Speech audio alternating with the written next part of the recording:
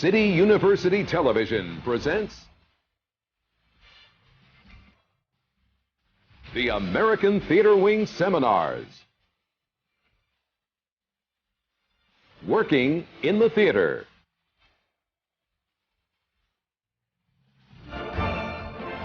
This seminar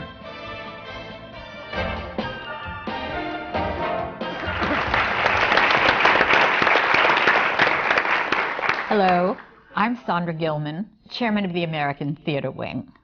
And I'm Doug Leeds, President. We have a very exciting seminar today, delving in depth into how theater gets made.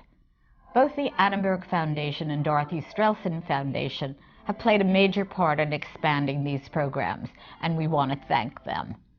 People often come up to me and say, "We know the American Theater Wing founded the Tonys to recognize excellence in the theater, but what else do you do?" Well, a lot. An awful lot. These seminars are just one of the many educational programs we sponsor. We also produce Downstage Center, a weekly theater interview show on XM satellite radio. Springboard NYC, a summer session for college students interested in theater as a career. We host the Theater Intern Group and give annual scholarships to students and grants to New York not-for-profit theater, both off and off Broadway. So yes, we do a lot more than just recognize excellence on Broadway with the Tony Awards, which the Wing founded almost 60 years ago. We serve the entire theater community by educating, nurturing, rewarding, and encouraging participation in the art of live theater. Be sure to go to our website, www.americantheaterwing.org. You'll find a great deal of information on theater, all of our educational programs, and of course these seminars. Thanks for joining us. Now let's begin today's seminar, Interpreting Tennessee Williams, led by our moderator, Jeffrey Eric Jenkins. Hello everyone, welcome to Interpreting Tennessee Williams. It was the night after Christmas, 1944. Outdoors, the weather was brutally cold and stormy, even by Chicago standards. But in the old Civic Theater, a working-class poet stepped from the shadows and said, "I have tricks in my pocket, I have things up my sleeve, but I am the opposite of a stage magician. He gives you illusion in the disguise of truth. It has the appearance of truth, yeah. I give you truth in the pleasant disguise of illusion." With those words, Tennessee Williams emerged from the shadows of the American theater and into the bright spotlight. Today we have with us 5 brilliant talents of the stage and screen who will share with us their experiences and their lives in the theater. Let me introduce them to you, and we'll start first from my far right with Chris Bauer.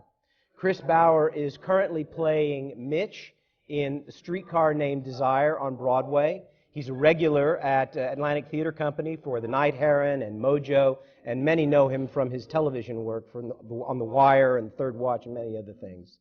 Next is John C. Reilly. John is now playing Stanley in A Streetcar Named Desire. He has in the past played Mitch for the Steppenwolf Theater Company. This is his 3rd time on Broadway, recently in True West with Philip Seymour Hoffman, and also he played in The Grapes of Wrath some years ago with the Steppenwolf Theater Company production. Next to John Reilly is Jessica Lange, who has made a career over 20 years of playing the women of Tennessee Williams, starting with Maggie the Cat in 1985, and then later in the 1990s playing Blanche Dubois in A Streetcar Named Desire, and now she's Amanda in the Glass Menagerie. To my immediate left is Natasha Richardson, who is currently playing Blanche Dubois in A Streetcar Named Desire. She was also in the Richard Eyre BBC production of Suddenly Last Summer, in which she played Catherine Hawley. And it comes from a family of theatrical royalty as well, by the way. And next to Natasha is Christian Slater. Christian is now playing Tom, the narrator and the hero of, or maybe not the hero, of the Glass Menagerie, and he will soon be appearing as Chance Wayne in Sweet Bird of Youth. Sweet Bird of Youth. And Christian has a long Broadway history going back some 25 years. Recently in Sideman, playing the lead in Sideman for more than 500 well, that ran more than 500 performances. And also starting out with The Music Man many years ago as Winthrop, right? Gary, Indiana. Yeah. what I want to start with, I want to start with Chris Bauer, but what I want to do is engage a conversation here today with all of the actors who have blessed us with their presence today. But one of the things I want to get started with as we think about Tennessee Williams, who is someone who's always concerned with truth and illusion, with beauty, with ugliness, with cruelty, and how those elements work together in American life and in human life, is I'd like for Chris Bauer to start to talk to us, and others join in, on how you first encountered Tennessee Williams as you were growing up. What's your first encounters with Tennessee Williams? How did he inspire your imagination? Oh, well, that happened well after, I inherited, I think, the iconography of Tennessee Williams via Streetcar. Between its reputation for Marlon Brando's performance and the classic lines here and there, and the mythology of that adjusting and changing our experience of modern theater, modern acting after that.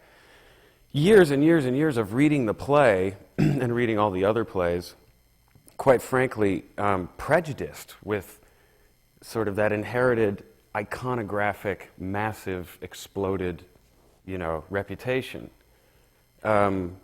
Which was curious because when it came time to working on the play, it took forever for me personally to continue to drift through the reputation of these plays, the reputation of him as a writer, the reputation of these characters, and distill it down further and further and further into finally knowing them as human beings.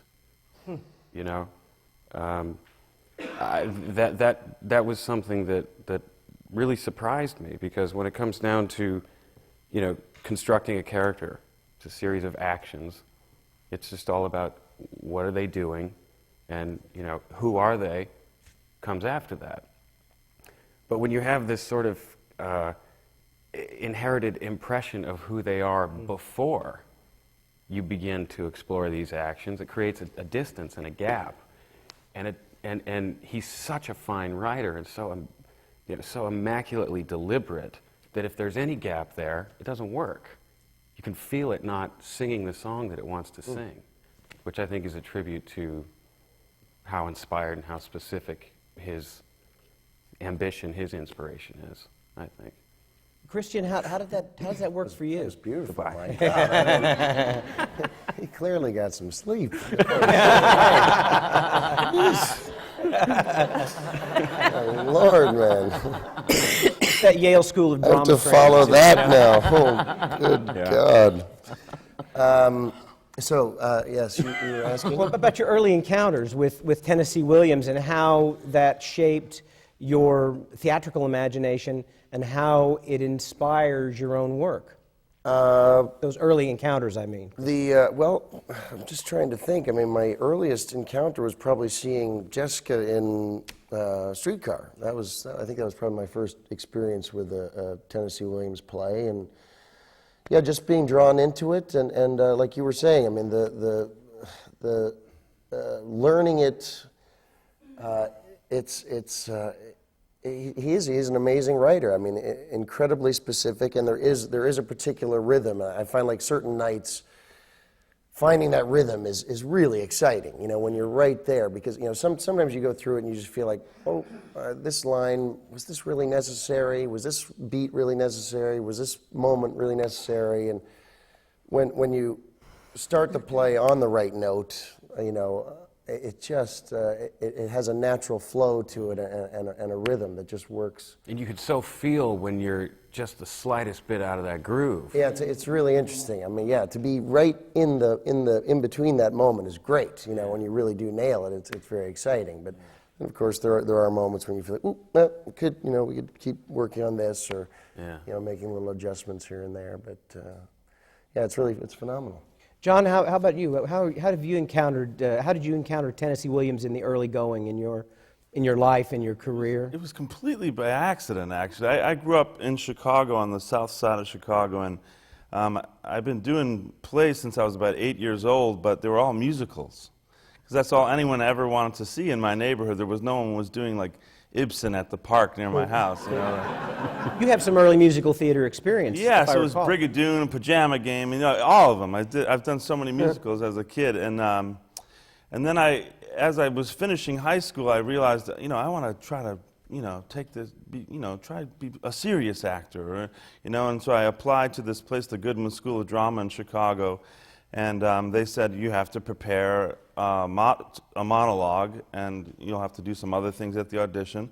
So I went to the library and started looking through, and I really was kind of an ignoramus about dramatic theater. I knew a lot about musicals at that point, but... So how old are we talking here about? This is like towards the end of high school, And I really didn't have really any mentors that were telling me, like, these are the important ones. Get to know these playwrights, And so I would just go through I remember picking out this anthology of theater and flagging through it and just looking for big chunks of dialogue. Literally. That's literally what I was doing. It was like, no, someone else is talking there. Someone else is talking. Here's one that's just by himself. Oh, and it's a young guy, Tom. And it was the speech, the whole speech to Amanda about where he goes at night, and had this rage towards his mother, which I was feeling a little bit of that, getting ready to leave the house when I was 17, and I thought, oh, this is a good one. This makes sense to me. And so I memorized that, and I went in, and it, that writing just kind of takes you over, like the rhythm and the poetry of what and it's like you were saying, Chris, he has such a natural poetry to what he writes, but if you get caught up in the poetry, that sort of leads you down the wrong path.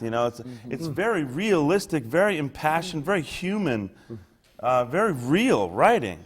And so that was my first experience with it, and then I realized what I'd stumbled across. Once I got into this school, I was thankfully accepted, and I realized, I stumbled across the greatest American playwright of the 20th century by looking for big chunks of dialogue.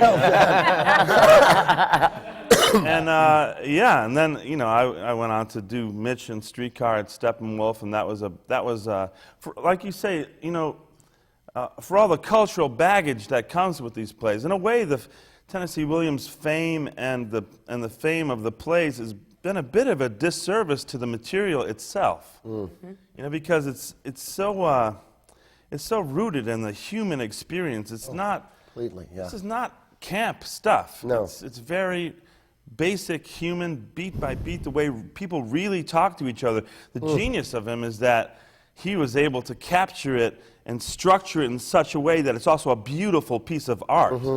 It's not just throw it up there the way people talk and maybe someone will get something out of it. It's so carefully constructed, and that's something I came to appreciate. I remember when I was doing Streetcar in Chicago, it felt, on the good nights, it felt like an opera. It felt like this play has a power that's bigger than any one of these characters or any one of these actors. Completely. If we all start working in concert, this storm starts to gather and it just takes over and sings like music. Yes. But only if you root yourself in real human detail, So anyway, long story short, that's how I came across Tennessee Williams. Well, that's a great story. Natasha, tell us a little bit about your early encounters with Tennessee. It's funny because until you asked this question, I never really thought of it before, and I think it actually comes in different parts. That I guess I first really started to fall in love with his writing through, the early films of Streetcar and Cat on the Tin Roof, and I was just completely drawn to these women and their passion and their sexuality and their pain, and just kind of fell in love with his writing initially through that. However, I have to say that I met him, Tennessee, I wish I could come up with a good anecdote. I can't. I met him when I was a little girl through someone who I know Jessica also knew, who was this very strange lady called Maria St. Just, who was one of Tennessee's best friends, and she became the executor of his estate. And she was this very bitchy ex-white Russian ballerina who was married to an English lord, and they lived in this sort of decaying stately home and in England. And she sort of adopted me. I was like this sort of poor relation. I'm not quite sure how that happened, but my mum must have been busy working or something. And I'd be taken to this house at weekends and sort of humiliated by this woman, because if my cuff was frayed, or because I was overweight, or, you know, she'd say, I'd give you $5 if you can do 2 pirouettes before dinner. I mean, it was like...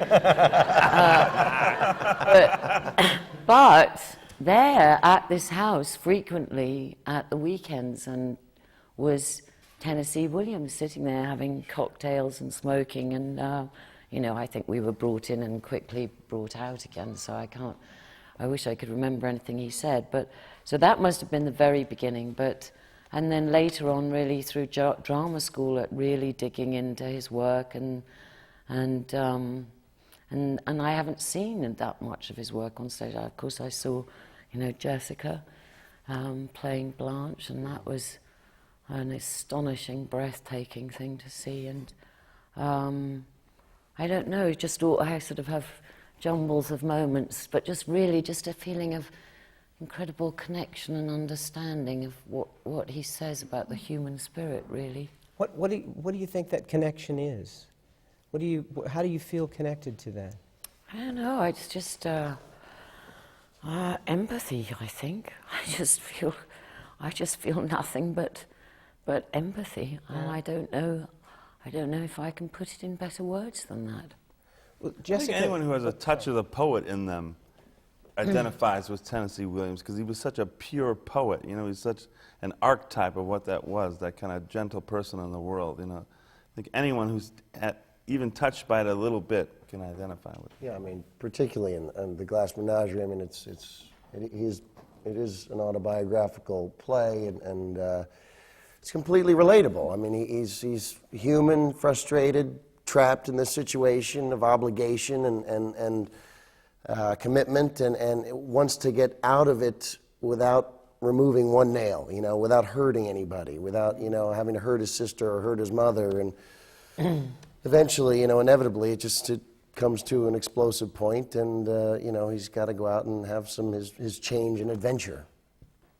Well, Jessica, you've constructed a great deal of your stage career doing Tennessee Williams, first with Maggie, and then with Blanche, and now with Amanda. How did you get on that path? What were your early encounters with the work of Tennessee Williams? I had an early encounter not dissimilar to John's. I was in some, remote little town in northern Minnesota, in junior high school, and we had to, as an assignment, do a monologue for speech class, and I had never thought about the theater. I had no exposure to culture of any kind up there in the woods. So it was completely, I like John, I didn't even know where to look, you know. And I think that they kind of handed out, you know, mimeograph copies of different monologues to all the students and said, pick one. And the very first one I read, I thought, okay, well, wow, this is something. I'll do this one. Mm-hmm. And it was the Jonquil speech from Glass Menagerie. So I've come kind of full circle 40 years later. Now I'm actually doing the character. But I think that was the first time I ever came upon Tennessee. And there is something about his poetry and what Natasha was just talking about, that thing where I think what touches you on the most human level is this universal sense of human loneliness that he writes about. He says he was pursued by his entire life, and it's in all his writing. And, it's just, it's that thing of I mean, no matter how large a family, how loving a family, there's that loneliness that just like that he captured, I think, so brilliantly, and then that what I think touches everybody in the audience when they watch Tennessee, and the sense of loss. I remember hearing a story where he went one time to I guess it was to a therapist, psychoanalyst or something, and the man started off by saying to him, "Now, Mr. Williams, to what do you attribute the anger in your plays?" And Tennessee said, "I don't think you mean anger." I thought that was so beautiful. Didn't he say some wonderful thing? I'm going to get the quote wrong. What was it he said that was something like, happiness is insensitivity, or that it's not quite that. That's reductive, but the notion of searching for this state of us all being in perpetual happiness means you absolutely could not be sensitive to the human condition. But we're all sounding very serious, and the other important thing to say about him is how funny he is. Yes. Yeah, I have to say, when we were rehearsing the play and just doing it in the rehearsal hall and tech and everything, and the first time, because I have never seen the Glass Menagerie on stage, and I probably saw an early film of it, so many years ago, I don't have any recollection of it.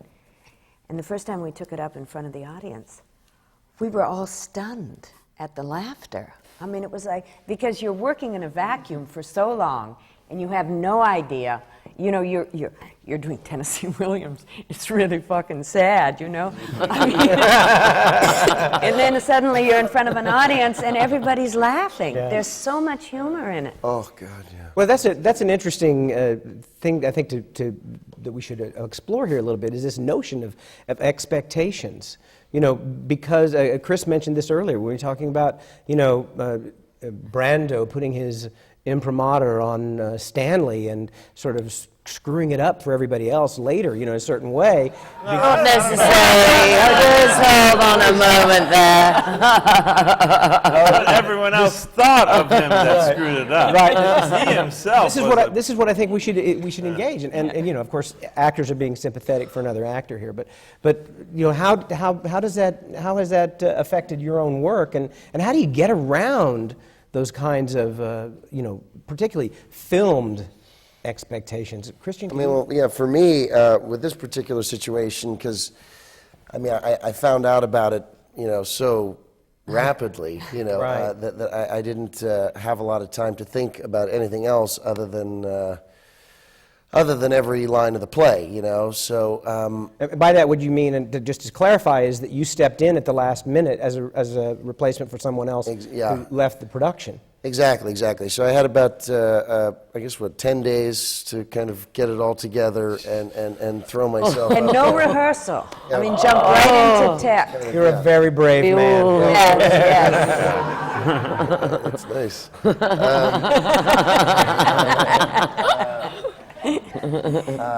So that was really...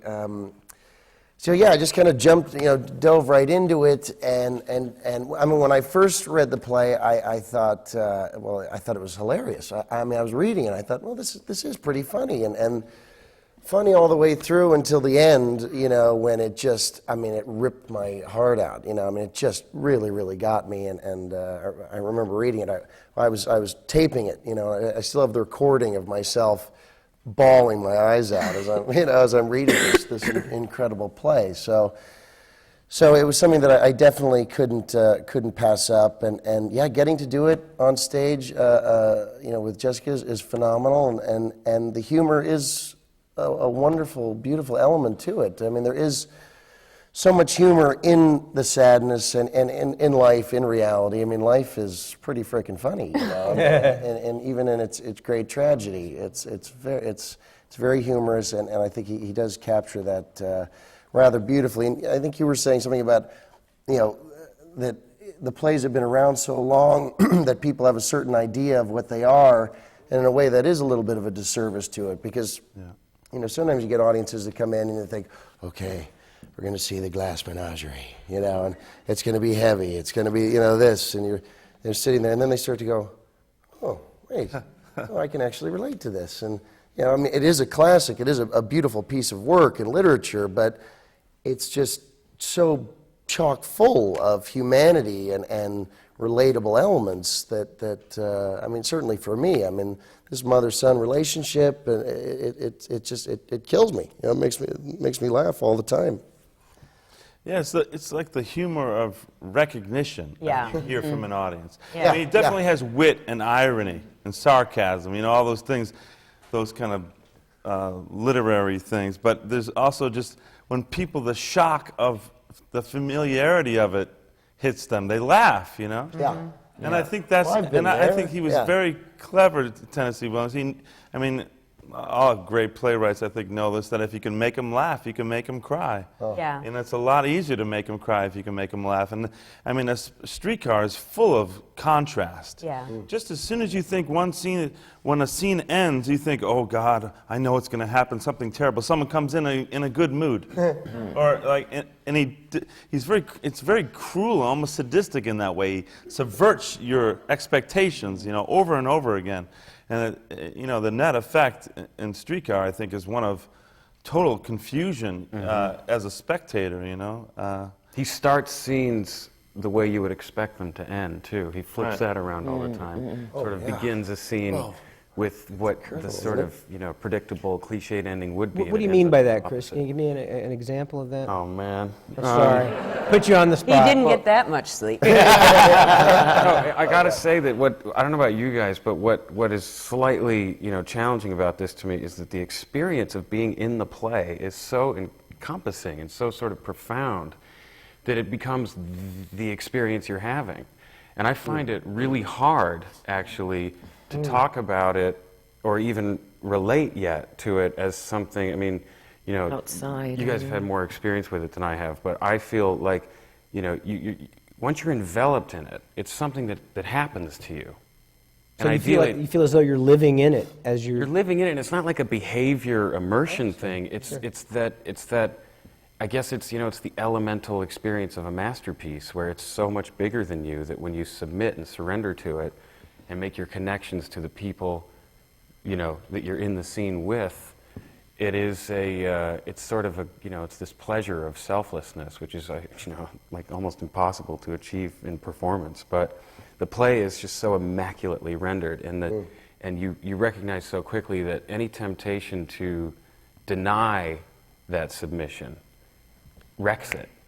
It's the absence of poetry. I think with Tennessee, I've had this sense when I did 2 productions of Streetcar, one in New York and one in London, and now this one of Glass. You get a sense, I always had this kind of visual sense, this image, like, whatever is happening backstage, you're getting ready, you're doing this, you're doing that. And the moment you step on stage, it's like you're being enveloped by this freight train that just comes up behind you and just picks you up. Mm-hmm. And until the play is over, you are on this track, you are on this ride. And all you have to do is open your heart and give yourself up to it. And it's constructed in such a way, if you want to look at it from, a technical point of view, or the poetry, or the universality of the human emotion, or whatever it is, it just encompasses you and takes you there. And as long as you don't resist it, it delivers you where you have to go. It is. You feel where you're picking up the play every night on your back and carrying the play across the field, I think that's the only danger with it is when you try and put the brakes on. As soon as you go, oh, I'm not sure, hang on, I'm going to tell this right into myself, I'm going to ground this, I've got to find it, suddenly it's like, you just have to trust it and hold on to the reins desperately. And it's like, I think his language, I haven't done that much Shakespeare, but if you do try and make Shakespearean verse, if you try and make it like real talk, how we all go around talking, it absolutely doesn't work. And it doesn't work when you start speaking the verse and the poetry, then it's, it just dies on you too. And this is you can't ignore the florid beauty and choice of his words. Yeah. You can't try and make it TV with it, but you can't go the other way either. And I think that for me, I don't know what you all think, but finally what it boils down to for Tennessee or for any writing that you do in the theatre, at the end of the day, it's just listen and respond, and listen and respond.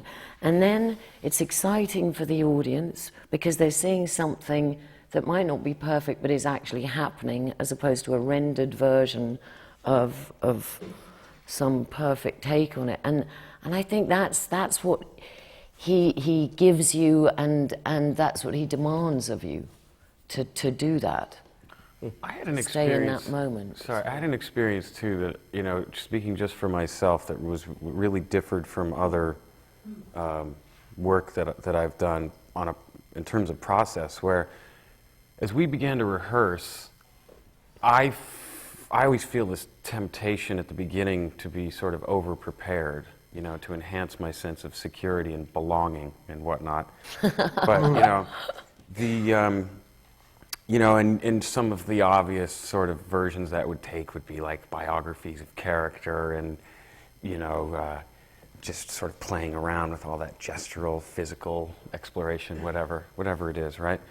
But in this case, I just was sort of struck dumb by it. I couldn't come up with anything. It was as though there was no place in my creative appetite to attach to that. And instead, it all just kept going back into what was it like to be in the scene? What was it like to experience the connection? And the consequence of that, slowly and organically, created the experience, and the experience created the character. That goes back to that thing of the famous performances that went before you in this thing. Right. Like, the play has these demands, and the demands are very personal of you. They're not, so I couldn't be Marlon Brando if I tried to. Right. And Marlon Brando wasn't, he was just doing what I'm doing, I assume. I never met the man, but, I'm in awe of him like most actors are. But it just requires this personal commitment to the material and a real, surrendering of yourself to what it is you have to do. And, it would be a disservice of the play to try to turn it into, or deliberately make it something different so that it wouldn't be like this actor who went before me. I mean, you're so far off the game if you're doing that. You're dead, you know what I mean? And also I think we can all, we are who we are as individuals. We're bringing ourselves to it. But I think you can learn from prior performances, pinch whatever, and you take from the past and then move on to now. I mean, I remember my mum did a very, very famous Rosalind, and she listened to the recordings of Edith Evans playing the part because she knew that she'd figured out the speech patterns the way through. And in my consciousness, I know they're playing this part. I saw Vivian Leigh in the movie several times. I saw Jessica. All of these things have somehow trickled into me. I'm not doing the same thing, but they're part of the fabric, and you can't ignore that. You want to embrace it and be thankful for what you've been given in the past. Yeah. And I also think, with Williams, because his canvas is so huge and what he has the portraits that he has created, unlike a lesser playwright, they allow a multitude of interpretations that can still make the play absolutely vital and, exciting and alive. And it can encompass a huge variety of interpretations, and it will still work. Yeah, particularly with the Glass Menagerie, because my opening speech, I'm saying that, the play is memory. Right. It's dimly lighted, it's sentimental, it's not realistic, and so it's for me, as I'm doing the play, everything is kind of materializing around me is how I interpret it, you know, and it's like the sense of touch and the sense of smell and all that stuff. The play is memory, so it's all coming back to me, you know, it's all coming back to me, and I'm getting to relive it, and it feels like such an honoring of Tennessee Williams. I mean, that's really why to do the play, because the play is so beautiful, and it's a lovely play, and to get to do it, you know, having, you know, watching Amanda come to life again, you know, and watching Laura come to life again, and just seeing them, who these people were, it's such an honoring of somebody's life. It's really a remarkable experience. You know what's astonishing about in line with what you just said was there is, once I started to approach the material, I realized, wow, there's so much room in here for me. There's so much room for me to find my own way through this character. Yeah. But at the same time, he's dead on specific. Like, I mean, at first I thought, well, I'll just throw it all away and I'll walk in. But then you read like, oh, but I have to be near the door here. Or I have to have a cigarette in my hand at this. I mean, he's so specific about the behavior and what happens in the scenes. And yet, you still feel like, I can bring everything of myself to this guy. Yeah. You know, like it's a real trick. I wish I was a more intellectual person. I could discern what it takes to do that. But I think if you intellectualize about his plays. I think if you intellectualize it too much, it might evaporate on you. You know, if you start to analyze it a little too much. But it is so specific. I mean, my God, and I mean, learning the speeches, and they just. Yeah, they really are. I mean, they were so hard to learn. I mean, it was just complicated because the repeating and the repetition stuff, and but then once you do learn it, you see the reason for it and you appreciate it. When you're learning it, you're going, "Why?" You know, you're resenting the guy like crazy. You know, but once you do get it down, it's like, oh my God, the beauty of it is so worth it. And it's all deliberate. It's all deliberate, exactly. Things for a reason. Yeah. You know? Exactly, Yeah. exactly. And I think it's quite funny too, you know, hearing you talk about, you know, the beauty of it and the poetry of it, and that I think sometimes the extraordinary thing about him is that the poetry and the beauty is so muscular, Yeah, and it's very three-dimensional. It's not airy-fairy at all, and that is just flesh and blood and pain and sex and all of those things, and that's what is amazing for such a poet. See, I think one of the problems with Tennessee, because he is so revered and so represented. I mean, there have been so many productions of him that people, even though they may not have read the plays in the last 30, 40 years, think they know it. Yeah, definitely. So they come in thinking that they're going to see their idea, their version of the Glass Menagerie or Streetcar. And it unsettles them. But the interesting thing is that, and I'm sure in your production it's the exact same thing. You're going to do something that's never been seen before, the same way we're doing something that's never been seen before. But it's all on the page. So it's not like you've just stepped out there arbitrarily and invented something that doesn't exist. Right. You might be doing something that's never been seen before, but he's written it. Sure. He's absolutely written it. I think that's a concern. I think it's something that John Reilly was talking about a moment ago when he was saying that, you know, when I was talking about Brando and Streetcar and that sort of thing, it's that there's this American cultural possessiveness. There's this sort of, this is the way it has to be, and I have it in my head that way, and so it has to be that way every time. And yet, when you're doing, and I think that comes from film representations of the plays, because, you know, Laurette Taylor's performance in 1944 and 45 of Amanda, you know, echoes only in the halls of memory, but these other productions, you know, the productions that are live it has to change every night. It changes every night. The audience changes every night. And it's tough because with that is one of the hard things for all of us with taking on these classics like this is, as Jessica said, whatever you do, you can be like white hot and giving it your very, very best, but somebody's going to come there with their own particular baggage and go, well, I think you're going to be like this. But just addressed, or can we put to bed the Brando thing, because I just don't think it's as important in our discussion as all the other things that we should talk about. And I don't quite know how to put this, because I don't want to do a disservice to Marlon Brando, is one of the greatest inspirations for us all. I think at that moment in time there was some extraordinary thing happened. This actor who reinvented the face of modern screen acting arrived. I think it could have been in this as Stanley. I think it might just as easily have been in another part and in another play.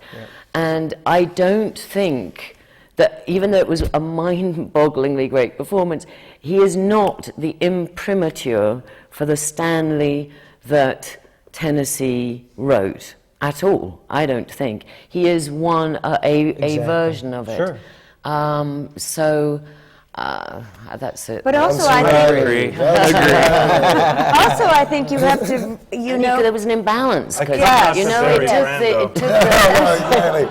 That's what I meant to finish off. Yeah. It kind of took the focus away from the play these characters. That's what I was And meaning to Williams address. said that. Yeah. I go into that theater every night thinking that he's smiling down on me, because if you look at his life and the things that he talked about, he was a real actor's actor. Sure. And I'm sure he's up to saying, "Kid, give it your best shot." That's all I did. Absolutely. I feel like if he was to see our show, he'd be really happy. He'd be like, I do. I feel good about that. It's a really nice. But I also Nice think feeling. times change, and that's the great thing about Williams, is because his plays are really timeless. So that, a production that was done in 1945, the whole emotion and mindset and kind of, this universal subconscious. Even the political environment. Everything is completely different. So the performances they were crafting then had to do with everything that was, 1945. Well, now it's 2060 years later. Yeah. And the great thing is, it's interesting because Anna Devere Smith came to see the play, and she gave me the best compliment that I've had doing Amanda. And she said that she saw Amanda, she thought this could just as easily be a black mother, in the projects in 2005. So it really does, the way he's written it, and I'm sure all of these actors find it, that, you bring your experience of this time to the play. And that's what makes it vital. Not that you're trying to recreate what, the performance were back in 1949 or 1945, because your whole life, environment, subconscious, consciousness, everything is different than it was then. Yeah, and it has to change every day, even though, doesn't it? I mean, doesn't the performance continue to evolve? Oh, God, let's hope so. We got a long run, man. Whether you want it to or not, because it's one of the recurring shocking things of theater to me, and I always forget it somehow. Almost every night I forget it. Is that the crowd brings their own energy. And you walk out thinking like, this is a whole new group of people. This group's nuts, man. Surprised 8 times a week by, sometimes pleasantly surprised. Yes. Those are. We talked a little bit about the poetry of Williams, and it's talked a lot about the poetry. Yeah. Well, what I'm interested in here is he's really the poet laureate of the American theater, whereas O'Neill is sort of the guy who creates Americanness in theater, and Arthur Miller is sort of the conscience of America in a certain way. But I'm sure they Williams would all has this. disagree with you. Yeah, I'm sure they would. Well, that's okay. It's okay. Disagreement is good.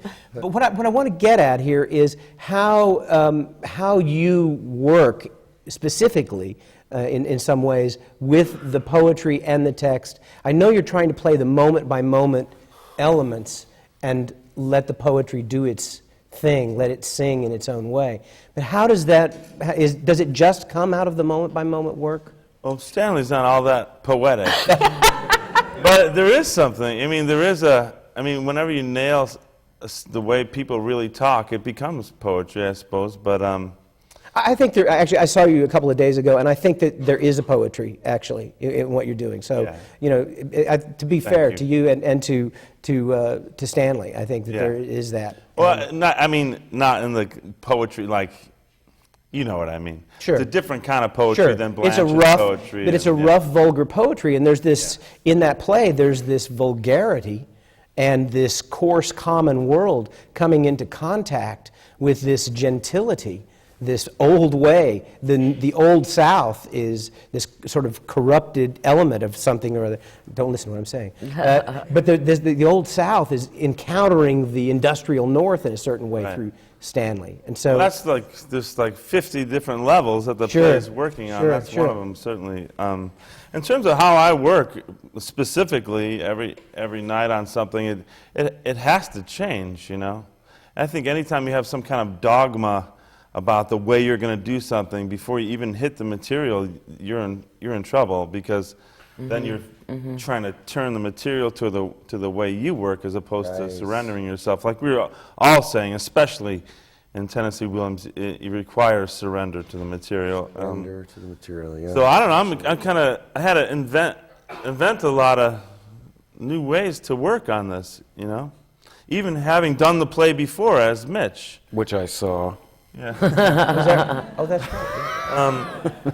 So I don't know. I'm still discovering how to work on this. Like, I mean, you learn little tricks about how to keep yourself in shape or how to get through a big speech or whatever. You always have your little bag of tricks you use. But in terms of like an overall dogma or something, and how to work as an actor, it's an evolving thing for me. I have the benefit in a couple of places in the play where I am standing and listening to Blanche,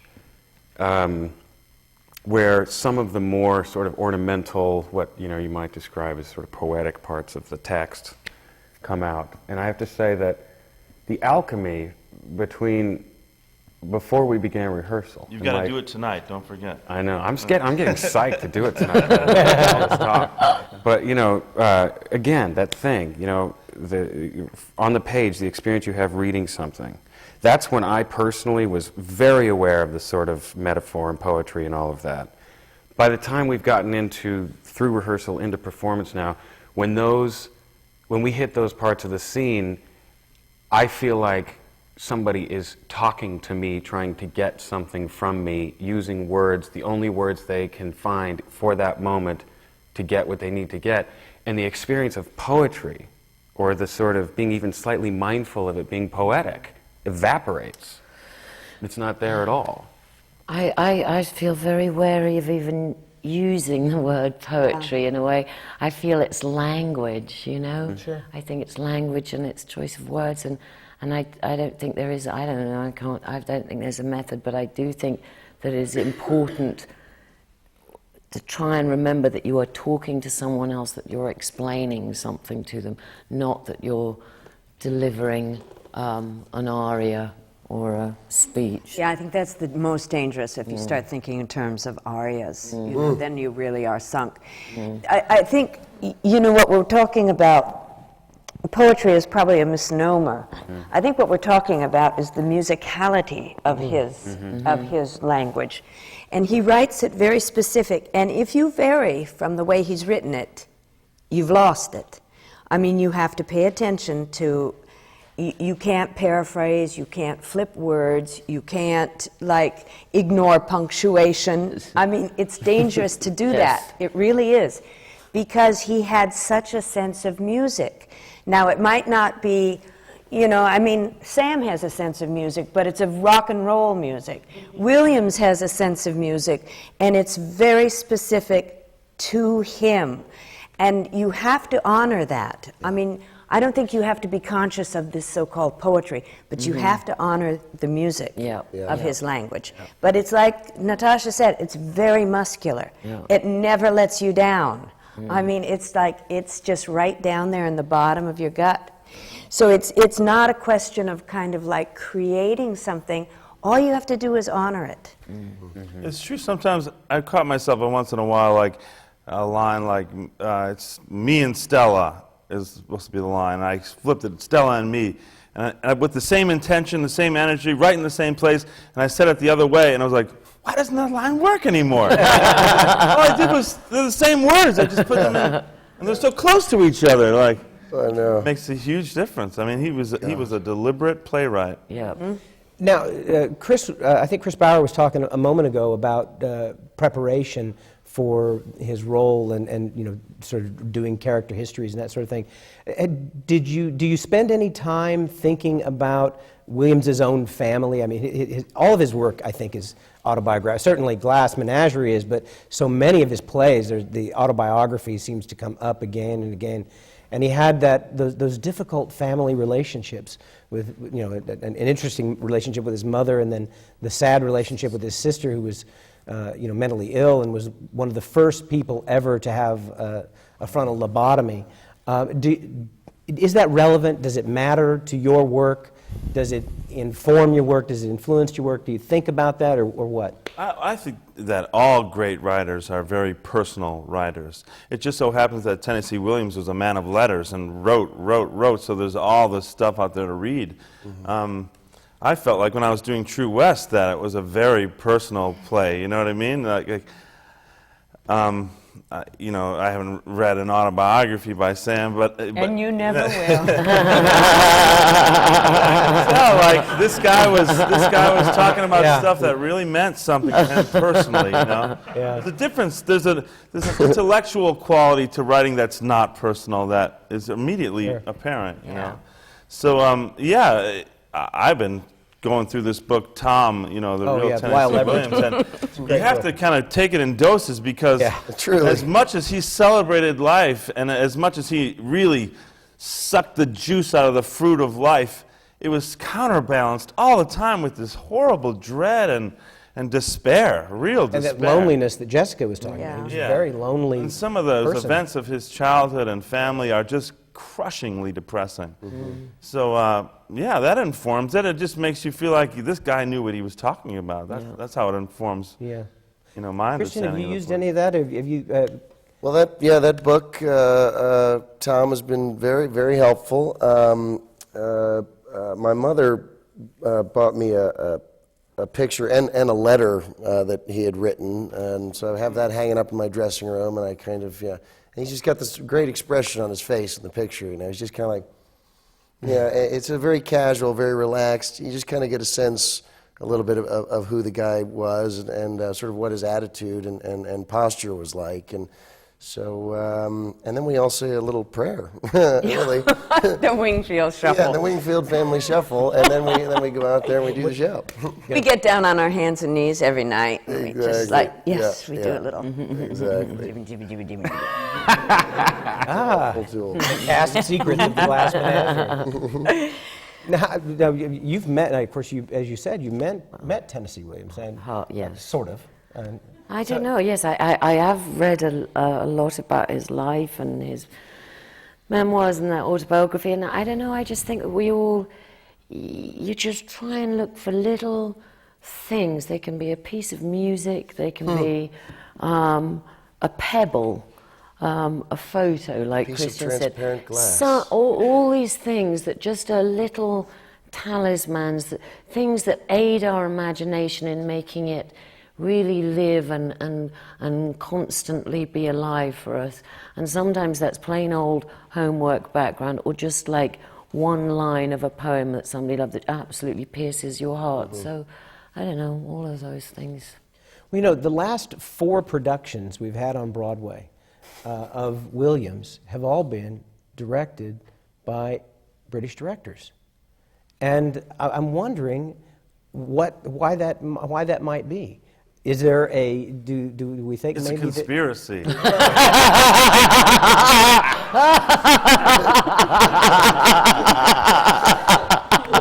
Well, I mean, it's interesting to me that we're not seeing. I don't know if it's because An American directed Julius Caesar. That's our counter-strike. It's art. You look for good stuff and you try to direct it or act in it. It's like, I don't know. I found, there was an article recently written about that. I found it, frankly, kind of ridiculous, Like, you just look for good stuff to do, and everyone wants to work on good material, and Tennessee Williams is great material.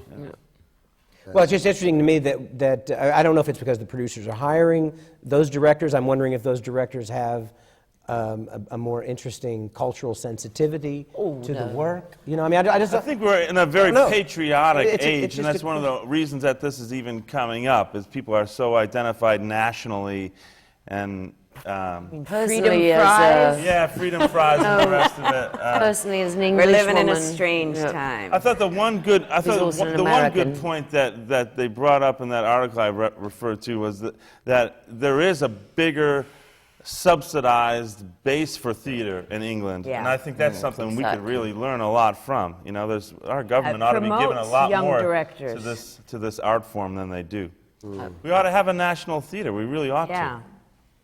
Yeah, I agree with John, and I sort of feel like, okay, I'm English and I'm an American citizen, so I just find this kind of talk just it makes me sick, because there are really good, talented directors of all sorts of nationalities, and there are bad directors of all sorts of nationalities, and that's just how it works. And I wholeheartedly endorse that there has to be some kind of a national theatre in this country, subsidised arts, the right to fail. The right to fail does not exist in this country, and it thrives in England, and it I love it there. And it does create a lot more of a nurturing environment for directors to explore a much wider variety of work than in the commercial theatre. Do you think that there's a difference between the way audiences over there receive the work, these works, as opposed to the way they're received over here by the audiences? Is there any difference between those audiences? Or is it, because it was part of this thing about expectations that we were talking about, and that sort of thing.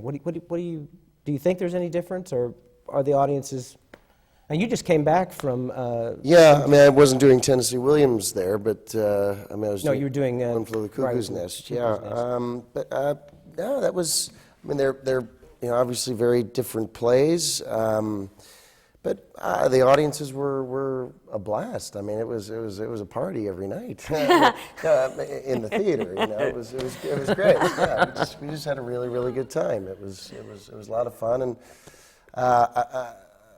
there were some nights, of course, where it seemed like whenever I was on stage doing a scene with the chief or something, like a really quiet, intimate moment. One night, these two guys started to get into an argument in the theater. That was pretty exciting. Like screaming, cursing at each other in the middle of this thing. Something out of the 19th century. Un-English. I know. It was really kind of exciting. So yeah, there was always. They were Americans. They were probably Americans. Exactly. Yeah. So there was always something crazy going on. But here it's been actually pretty incredible how. I think because it is Tennessee Williams and everybody is so keen on listening to each and every word that is said. I literally actually tried to honor it almost embarrassingly last night's show. I just repeated the same, because a woman coughed over one of my lines, and I just repeated the same line just right after it. It was, I think everybody probably thought I had some sort of dyslexia problem. I just wanted everybody to hear every word. It was very important to me. The reason I asked the question is there's a British scholar named Chris Bigsby who's written a lot about American drama, and he talks about how Arthur Miller is overlooked in this country and has never really received the kind of critical recognition in this country that he does in England, and that Arthur Miller is by the English often seen to be an English author, because he's really been accepted over there, as that the work has been accepted, and that's sort of the question I guess I'm driving at here. Well, I think partly what we experience here in the States is that kind of at the, you know, at the base level is that we have a disposable society. So that the artists are disposable at a certain point. I mean, you look what you see what happened to Williams in his later career. I mean, he couldn't even get produced. Miller couldn't. I mean, it's absolutely, I think it's shameful the way that this society, this country of ours, can discard things so easily. Whether it's an artist, whether it's, you know, whatever it is, it's And I mean, I've lived in Europe a lot, and I've never felt that there. But there is a kind of a ruthlessness in the States that I mean, in a way, you refuse to honor somebody's extraordinary body of work. And now then you just, like in later years, dismiss them as being, you know, ineffectual, not important anymore. And I think that's probably why in some you know, like in London, where you have such an extraordinary, just inborn tradition of theater, they recognize the worth from beginning to end of an artist's career that we never do here.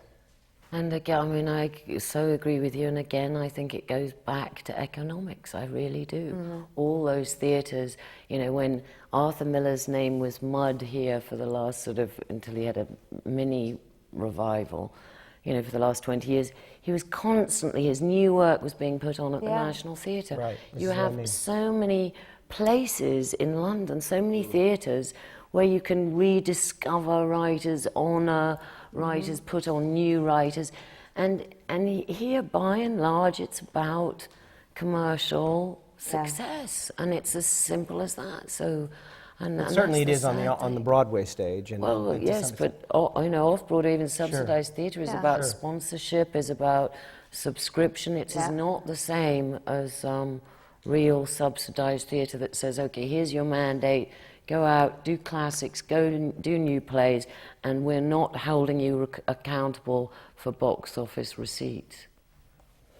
Well, I want to bring something else in here that's slightly off Tennessee Williams. You had a remarkable success as Mary Tyrone in Long Day's Journey into Night. And I want to stay on this track for just another moment, and then I promise I'll change tracks. But this idea of you know, American dramatists in Britain and that sort of thing. And you were also talking earlier about you have to give in to the freight train of Tennessee Williams.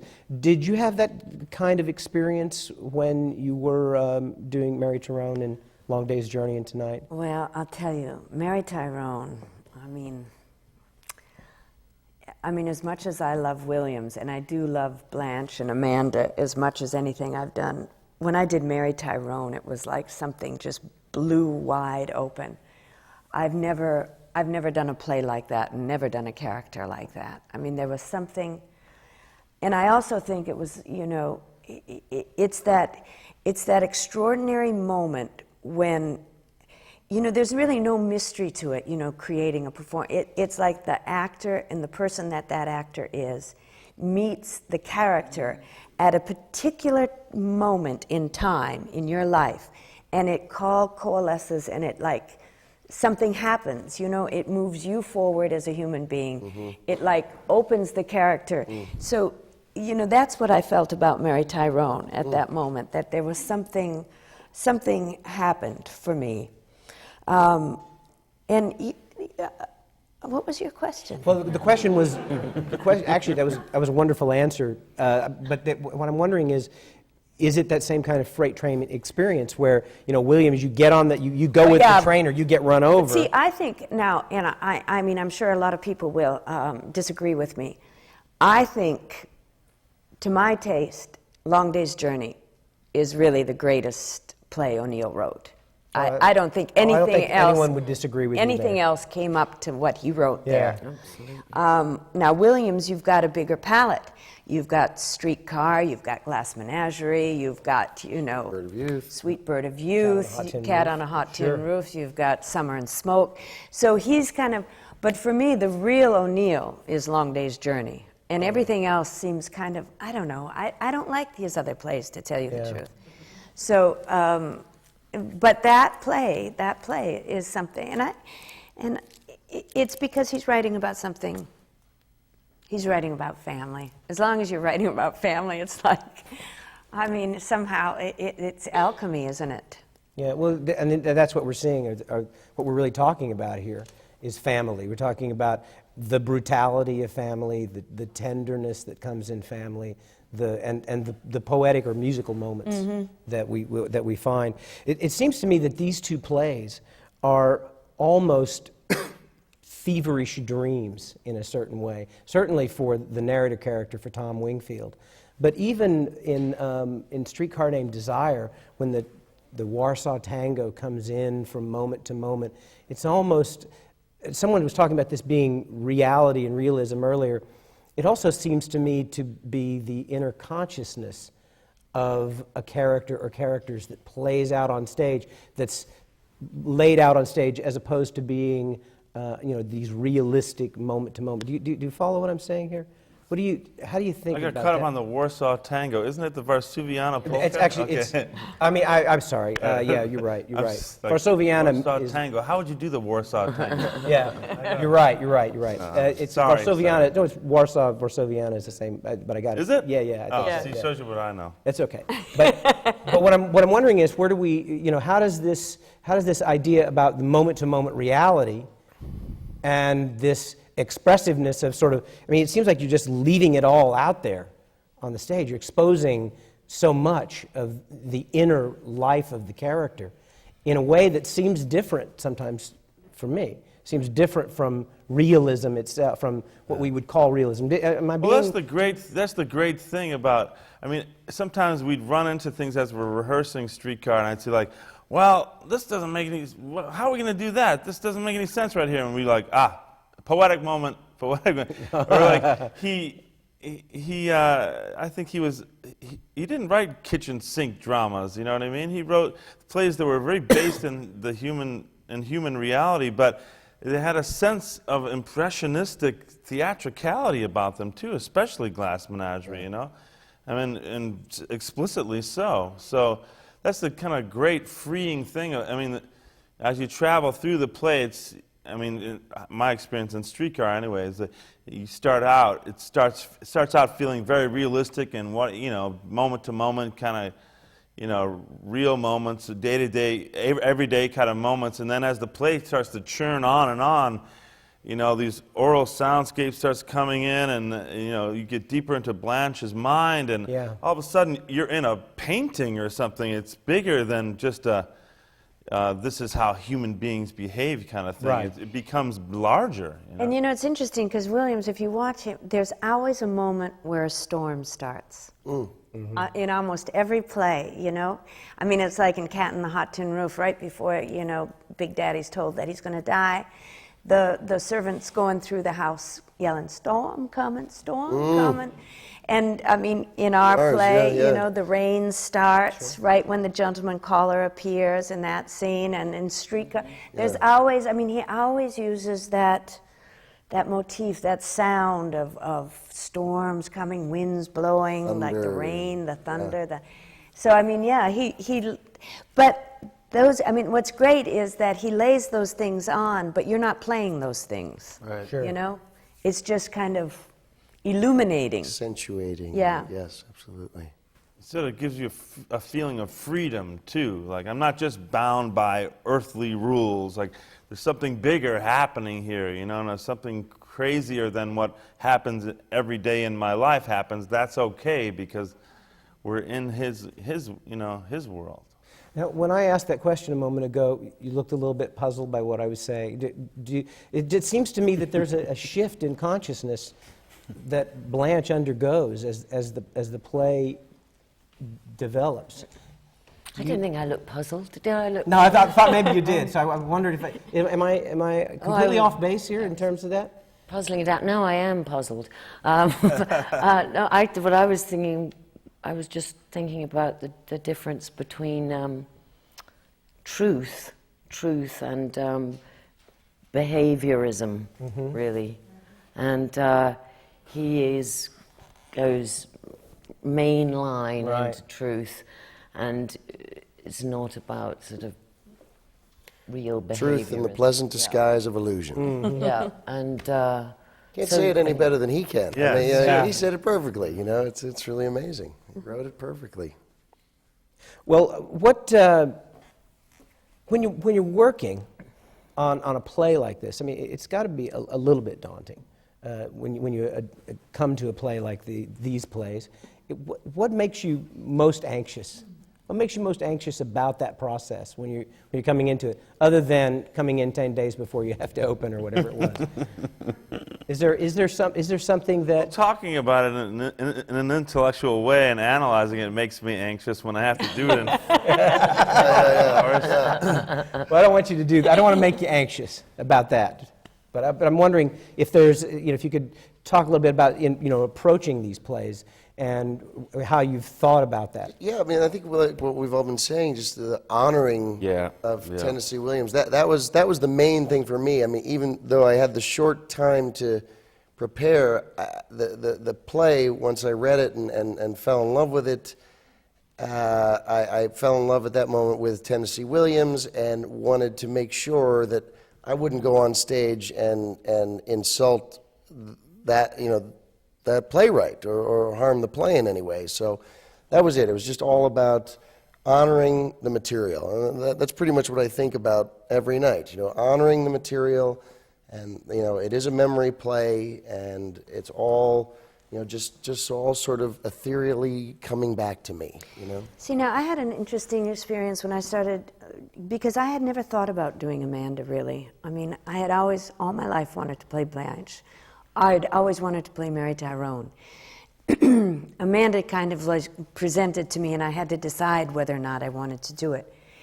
And I put it off for a while, for a couple of years actually, and then I looked at the play, and I read this character, and I was so struck by her, and I felt that everything he said about her was true. And then when I did my research on Edwina Dakin, it kind of reaffirmed, like, all those first impressions I had about Amanda. The idea that when she says she had 17 gentlemen callers, that was not a fabrication. She really did have, and she did understand the art of conversation. Oh, yeah. And she did have manners, and she was well-bred, and she was elegant, and she was beautiful, and she was all those things. So that was kind of like how I began to see in my mind's eye the portrait of this woman. And then you start reading this kind of theatrical criticism, and you see terms like faded, a faded remnant of Southern gentility, and I thought, no, that's wrong. She's not. She's a force of nature. She is like, man, passionate, yeah, all of that. Sure. So you have to guard against, I think, in your. I mean, I have always found, and I'm sure everybody works differently, but that first jolt of lightning you get when you read it is the truest. Yeah, absolutely. And all the other stuff Stanislavski that said. the other performances, the things you hear, the other criticism, interpretations. I mean, that's all comes down to bullshit, really, because what it is you connect with some life force there, and that's what you have to commit to. Yeah. Well, Richard, the playwright Richard Greenberg once said to me that he never ever reads any critical anything, any of the critics or anything like that. And I understood exactly what he was talking about, because there is this investment that you have when you're doing this kind of work. And it seems to me that that can only get in the way of it. I mean, here we've been talking about sort of intellectualizing a little bit about Williams here and there, and I've made John a little bit anxious because he's got to go do this in a few hours. What makes me anxious every day is preparing to do the ritual of theater. There's a short window of every day when you're doing a play where you don't remember that you have to do it, and you're just having breakfast, and then there's always this cool little moment that happens where you're like, this is great soup. I have to do the play. Yeah. And all of a sudden your hands start shaking, and Yeah. you can't enjoy the soup anymore. and that anxiety, your head is telling you, I don't want to do it, I don't want to do it. And your body's walking towards the theater. You know what I mean?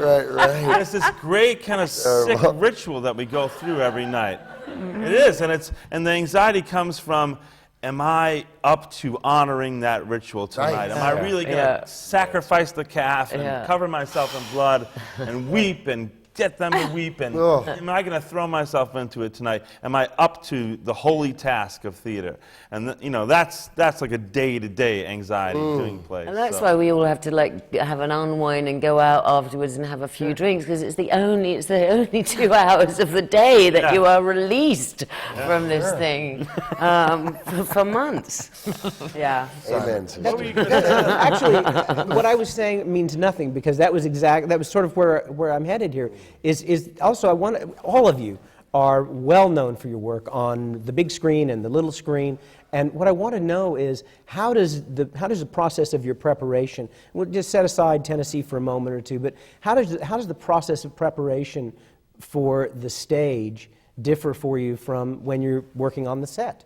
I mean, what's your day-to-day life, or what is your preparation when you're doing the work itself? You haven't said anything in a long time. God, man. There you go. I'm the new guy. I don't know, it is so conditional to material to me in terms of preparation, and whether it's on camera or whether it's on stage, this theme of honor. It's so rare when something leaps off the page that asks that of you, that has enough generosity there that it demands that you reciprocate with that much generosity. That's what's really rare. Whenever that's the case, then you get this syndrome, where it's 24/7, it's a devotion, and it asks that of you.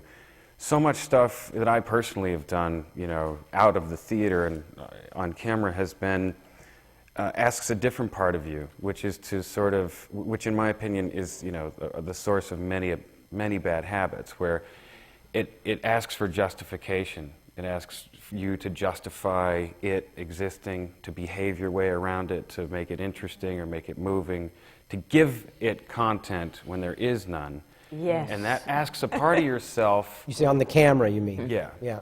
But that asks a part of yourself that is in real opposition to the part of yourself in this case, where it's your sacred self, your true self, the source of honor and the source of worship. So, to me, it becomes about, keeping those two places securely separate, because I don't want to, as much as I want to tell the truth every time I work, regardless of how crass or sublime it is, I don't want them to intermix. I want that place of worship to be sort of preserved, not just for the skill, but something bigger, I also think what Gary's talking about, because as an actor, we're all we're all kind of working in different mediums, and sometimes you're doing things that you have to really you have to work really hard to give meaning to. So I think when you're doing something like Streetcar or Glass Menagerie, it's such a blessing as an actor that you have been given this extraordinary opportunity to go through this. It's rare. It's really rare as an actor. Miracle. You're not trying to do a shot getting out of a car for 6 hours, and it's it's just thrilling. Is it because of the process of that thing, part of the thing that John was talking about, but is it also that process of every night, 8 o'clock comes and it's time to start, and we undergo that process? Starts long before then. But when you hit that mark, when you have to hit the mark at 8 o'clock, and you come out. Well, there's something really discombobulating about working on movies that, you can get on a roll with something like, oh, we're doing this big scene today. It's going to take 3 days to do it. And at a certain point, it starts to become kind of repetitive. Like, okay, I feel like I already gave my best to this already. But we got to kind of do that over again from a different angle. And then, okay, what are we doing tomorrow? You have tomorrow off. Oh, well, shit. Like, I was just getting going, you know? It's hard to find a rhythm, it takes, in some ways, it takes a different kind of discipline to keep yourself ready, like a ball player would in a baseball game. You know, these long periods of tedium where you're standing there, and then you have to run as fast as you can and catch that ball. You know, like it's a much different discipline. And I personally try to go back to the theater as much as I can. You know, as unprofitable as it is. And this is not for profit what we're doing. We're doing at Roundabout, but I try to go back as much as I can because it's really like. It's like the Olympics for an actor, you know. It's like, it's real. It requires everything that you've got and then some.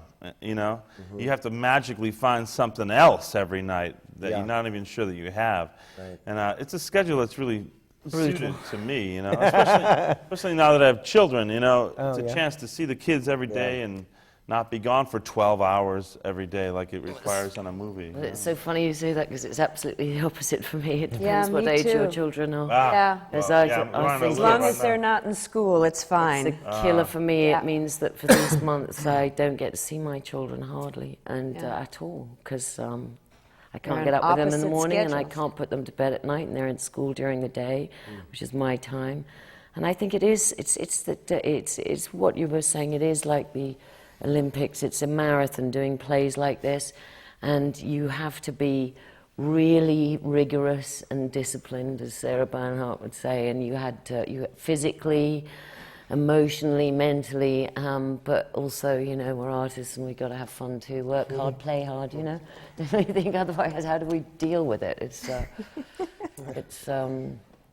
a lot. What keeps you coming back to the theater, Christian? Well, I first of all, of course, I love it. My father was an actor, and I remember he was an understudy in Sherlock Holmes, and this was when I was about 5. And I just remember he would go to the theater, have to leave at 7, and just clinging to his leg, begging to go. I don't know if I really wanted to necessarily be with him or be backstage. I loved the atmosphere. Of course, I love my father, but the atmosphere of just being backstage, and I just felt connected to it, and I really related to it. And there was a moment actually in that show where I sort of became a part of the group. There was supposed to be some sort of car accident that happens off stage, and so I got to be part of the general murmur backstage at 5. So that was just like a real. I loved it. I loved the dressing rooms. I loved the lights and around the mirrors, and it's a great atmosphere. And the energy of it is thrilling. What do you? I'm sorry, John. Go ahead. I think, to me, that's essential to say about this, because a lot of younger actors, and I assume some of those will be watching this program, make a big case about, well, theater and film are so different. They're so different. That's a whole different thing. You can't be big, and you can't be. And I personally think that that's not true.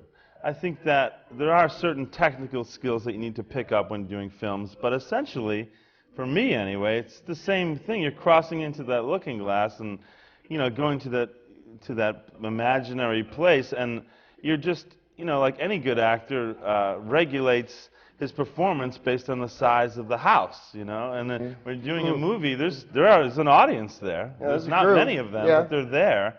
They're not supposed to look at you or whatever, but they're there and they're listening and they're paying attention, and so it's just a matter of size and scale. They're paying attention depending on what you're working on as well. I mean, that's I don't think material. Film should be any more real than theater, or theater should be any more big than film. Sure. It should just be true. All of it should be true. And based on the size of the audience that you're doing it for. Anyway. Well, I wanted to ask you also, and I'm nervous about asking this now because I have this question on here that says, how do you keep it fresh? And I know from... It was such a beautiful moment to end on. Just Yes. end on truth.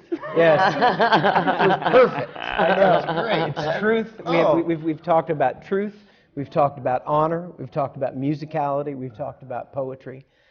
What I want to say to you all is we're coming near the end here, and I want to thank you all. I want to let you know that I'm going to borrow from the poet again and say that I've always depended on the virtuosity of actors. And I want to thank you all for joining us today here as we have talked about interpreting Tennessee Williams, and I hope the audience will help me thank you for joining us today.